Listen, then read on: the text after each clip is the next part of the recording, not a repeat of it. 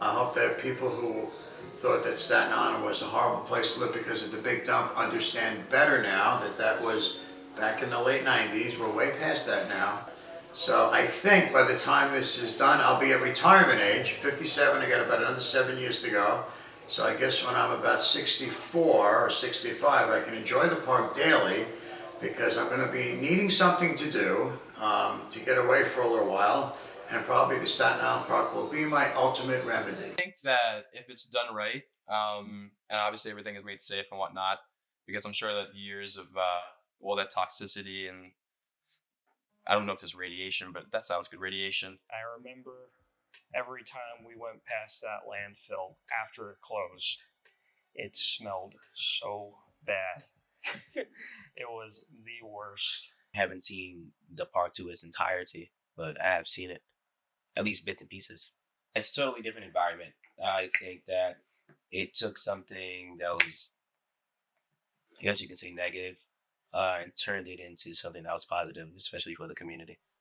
There's a couple of parts actually that you can't dig into because the soil is too toxic and you do not want that getting into your system. But we also have to also think of alternatives of how to, I guess, dispose of the waste properly and more efficiently now that we're taking more portions of the dump away to make a parks. And I guess as a custodian, by no means are like people slowing down their like consumption and disposing of their waste properly. I've been told that it's the biggest landfill there is, or at least there was. There was also that myth that you can see it from space. Moved out here to Staten Island in the early 80s. It was a transplant from Brooklyn. Everyone around here knows each other some way. Everyone's connected. A lot of people make fun of Staten Island and not a lot to do. So, just the forgotten borough. Was shortly after the attacks on 9/11 when they started moving all the debris to the fields at the top of the hill to be sorted through, and to try and find remains of people that were left behind the buildings, and you have important artifacts that may have come down with the buildings. So it's about maybe 5 days to a week after the September 11th.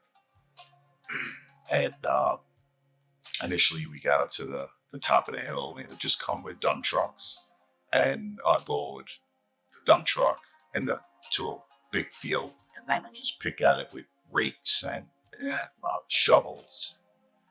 Get down on hands and knees and sort through whatever we could to try and find what was left of people.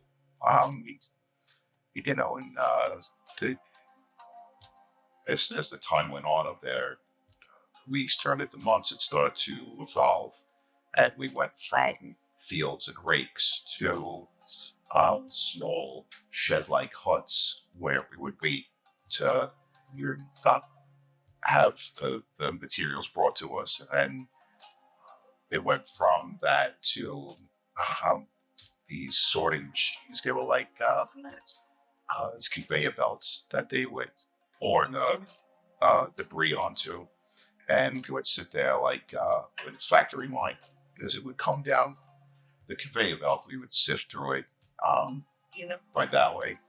So I spent a good 10 months up there, almost every day of the week, 12 hours a day, sorting through debris from the World Trade Center.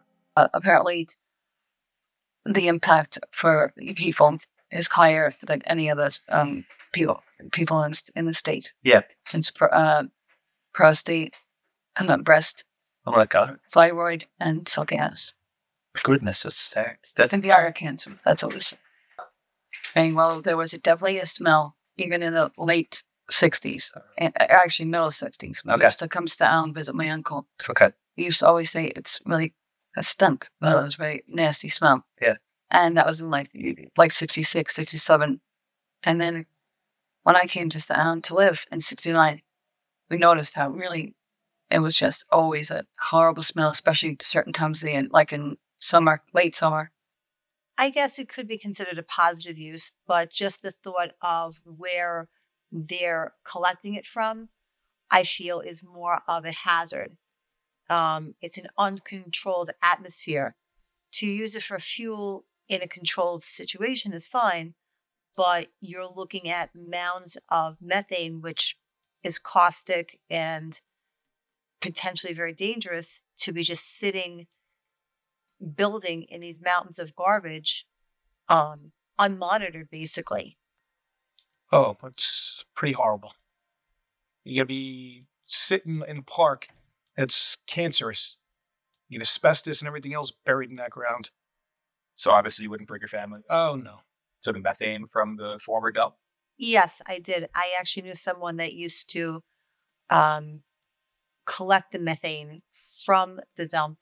And at first, when they told me what they did, I laughed at them. I did not realize that it was an actual real job. But they used to go in with trucks and hoses and actually leach the methane from the dumps. And I believe they utilized it for either fuel or not 100% sure, but just the thought of that actually got me sick. Rented one that was bigger than this one. It had a horrible smell while it was alive. Now that it's gone, I think they're going to do something creative with it. Maybe do something that people can use the land better.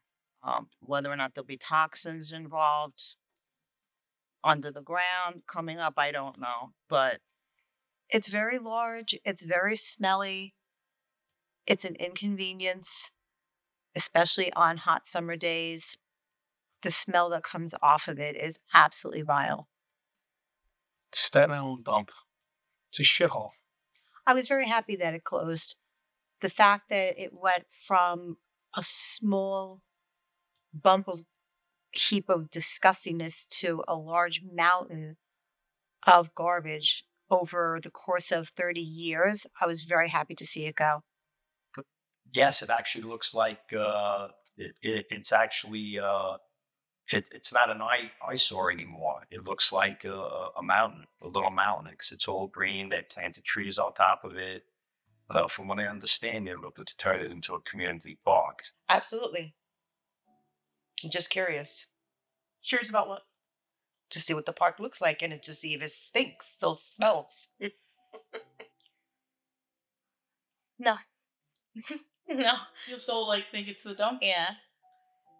If they find a way, if they know for a fact, or can they know for a fact that it's safe to play there? What if I had a kid who went to school there and they played soccer there every day? I think I would be afraid. But I like the fact that they made some use out of empty space. But is it safe for us? Did they contain the gases or whatever's in there? I don't know. I don't know what it takes to make a dump and to seal a dump and what kind of chemicals they put in it. What do they do? Do they put dirt on top of it? I'm really, really ignorant on that stuff. About the Fresh Kills landfill? Yes, I have. And what do you know about it? It stunk. It was horrible. I stayed as far away from it as I could. I only went past it when I absolutely had to. And would you ever take your children and grandchildren to this park? No, they're not now. They're at ages that I don't. Well, let's say hypothetically, if they were. I don't know. I don't know. It depends. Mm-hmm. And wouldn't bring any of your family members there? No. It smells different now. Not as strong as a stench as I could remember, but I guess that's a good thing.